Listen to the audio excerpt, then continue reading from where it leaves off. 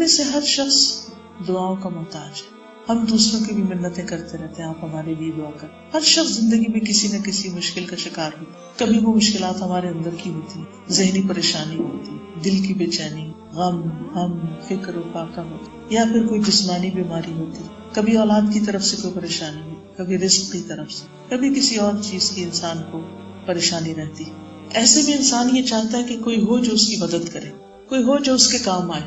کون کام آ سکتا ہے سوائے اللہ کے؟ وہی ہے جس کے قبضہ قدرت میں پوری کائنات کی بادشاہت. تبارک الذی بیدہ الملک وہو علی کل شیء قدیر. بہت بابرکت ہے وہ جس کے ہاتھ میں تمام کائنات کی بادشاہت، اور وہ ہر چیز پر قادر ہے، وہ سب کچھ کر سکتا ہے.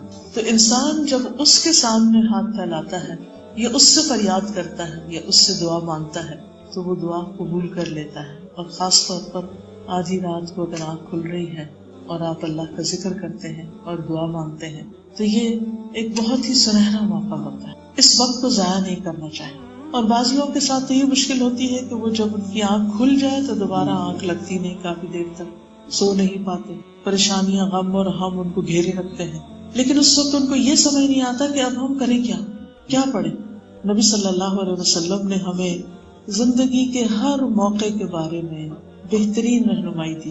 اب آپ دیکھیے کہ یہ رات کو آنکھ کا کھلنا اور رات کو انسان کا اندھیرے میں بے چین ہونا، یہ ایک قدرتی سی بات ہے، اور ہر ایک کو کم و بیش کسی نہ کسی طرح اس کا ایکسپیرینس کرنا پڑتا ہے. سوچئے اللہ کے رسول صلی اللہ علیہ وسلم نے ہمیں اس وقت بھی تنہا نہیں چھوڑا، اور اس وقت بھی بغیر تعلیم اور بغیر رہنمائی کے نہیں چھوڑا کہ ہم پریشان رہیں اور حیران رہیں اور فکر مند رہیں کہ اب ہم کریں کیا، ہمیں نیند نہیں آ رہی، اب کدھر جائیں، کیا ہو. نہیں، اس وقت بھی بتا دیا گیا کہ اب آپ یہ کریں. لیکن افسوس یہ کہ یہ سارے خزانے کتابوں میں موجود ہیں. یہ ایسا ہی ہے جیسے ہمارے گھر میں بڑے بڑے باکسز ہوں اور اس میں ہیرے جواہرات بھرے ہوئے ہوں اور ہم نے ان کو لاک کر کے بند کر کے بس سجا کے رکھا ہوا ہو.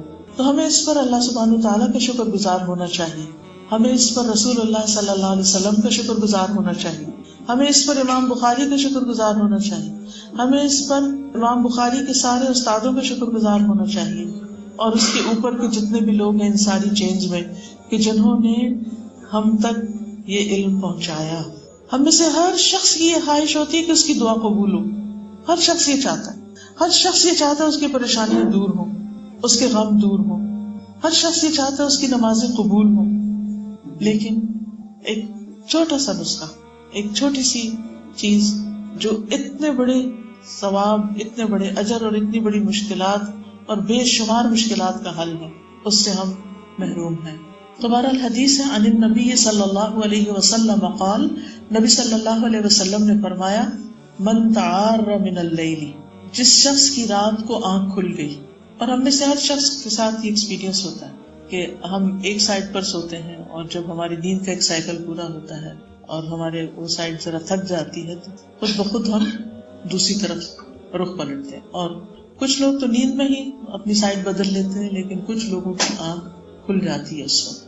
اور خاص طور پر اگر عمر زیادہ ہو تو پھر تو رات کو ایک بار نہیں کئی بار آنکھ کھلتی ہے. تو جہاں اس میں تکلیف ہے، مشقت ہے، وہاں اس میں فائدے بھی بہت ہیں.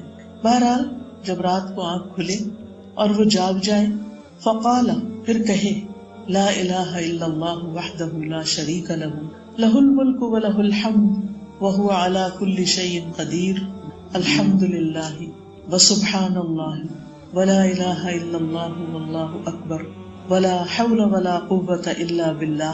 یعنی یہ دعا پڑھ لے.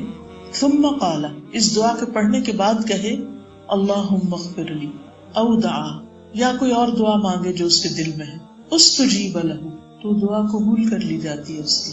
یعنی اس وقت اللہ سبحانہ تعالیٰ کی یہ تعریف بیان کر کے انسان بخشش کی دعا کرتا ہے یا پھر کچھ بھی اور مانگتا ہے تو اس کی دعا قبول ہو جاتی ہے.